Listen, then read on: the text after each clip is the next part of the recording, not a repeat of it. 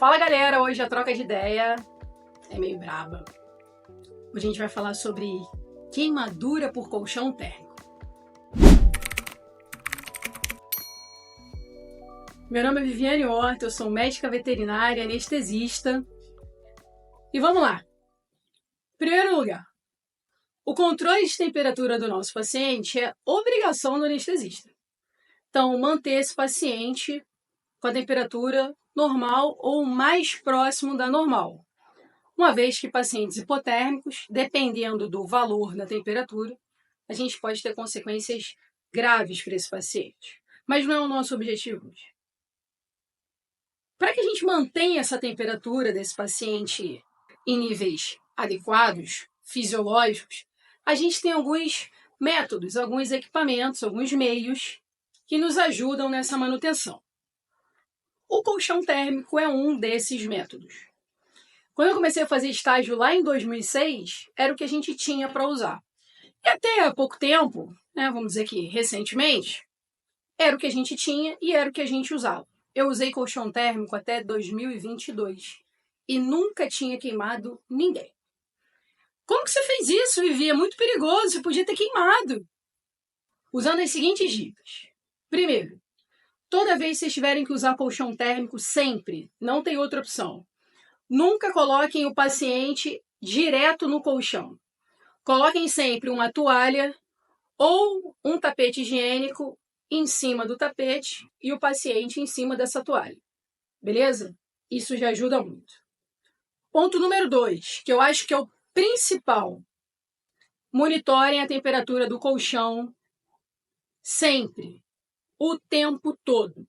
Então, eu estava anestesiando, eu estou na cabeceira, eu botava a mão entre o paciente e essa toalha. O tempo todo, para você ver a temperatura do colchão. Eu fazia isso toda hora.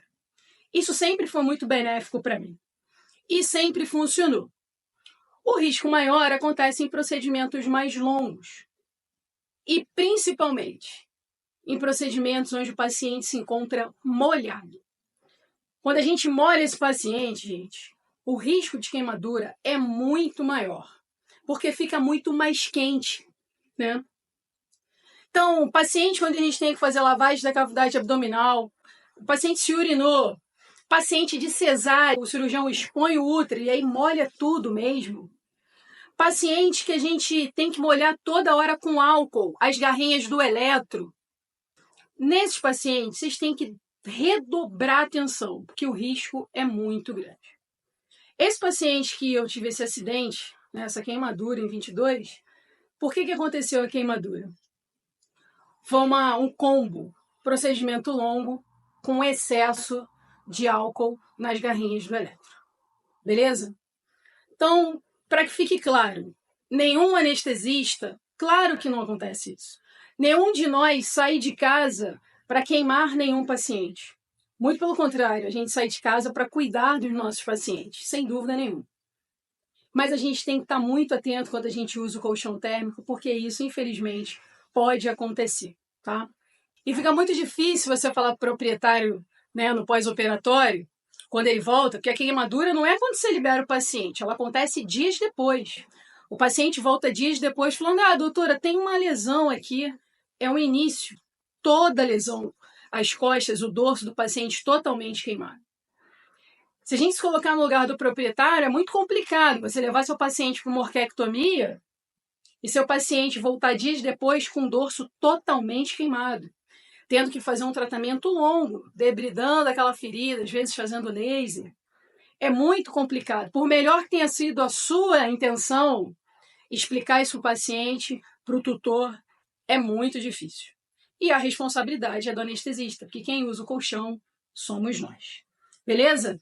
Então, depois dessa queimadura, eu digo a vocês, eu particularmente não uso mais colchão térmico. Eu aboli o colchão térmico das minhas anestesias.